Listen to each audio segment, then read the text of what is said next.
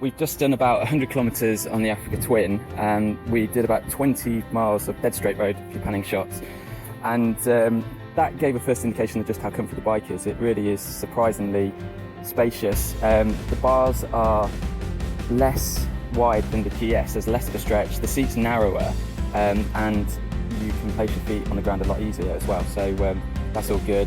Wind protection wise, cockpit variant looks quite narrow, but it's really quite effective. No cruise control on the bike, which is a bit of a shame because on that long drag it got a bit boring.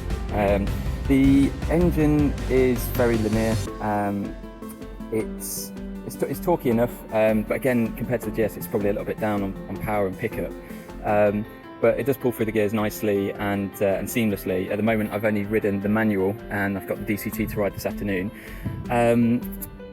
So quite soon after doing these panning shots, we took to off-road, and that was quite an interesting experience. I got the bike set up in second gear for a photographer, turned the traction after 3 levels of traction, and most people were riding with level 1 traction, like the minimal input. I turned it all off just to get a feel for the bike.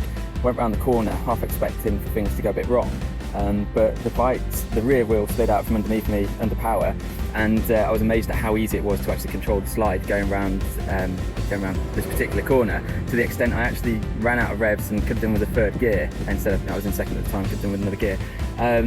So that was quite interesting. And then off-road, we're riding at the moment on dual purpose Dunlop tyres, so they've got a road focus, but I had to keep reminding myself, we did this probably 30-kilometre trek on shale, and I had to keep reminding myself that actually we were on these road tyres, because I had that much confidence in the bike by this point that, you know, I was probably, I don't know, 180, 190 kilometres per hour on the shaley road, and yeah, feeling pretty confident.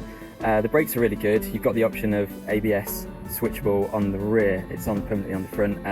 So I took the rear ABS off and had a bit of a play with that, and that did what you'd expect, would lock the wheel when you got on the brake, and you know, likewise when the ABS was engaged. I was quite happy with the fact that it didn't kick in too easily. You actually had to really force it to get the ABS kicking in, especially at the front end, where the brakes are quite powerful, really quite good. So yeah, after the shale section, we then took to some winding mountain roads, and that was the first chance to really see what the bike was like in some corners. And yeah, I was really impressed by it. The bike's very, very agile. It's easy to flick from one side to another.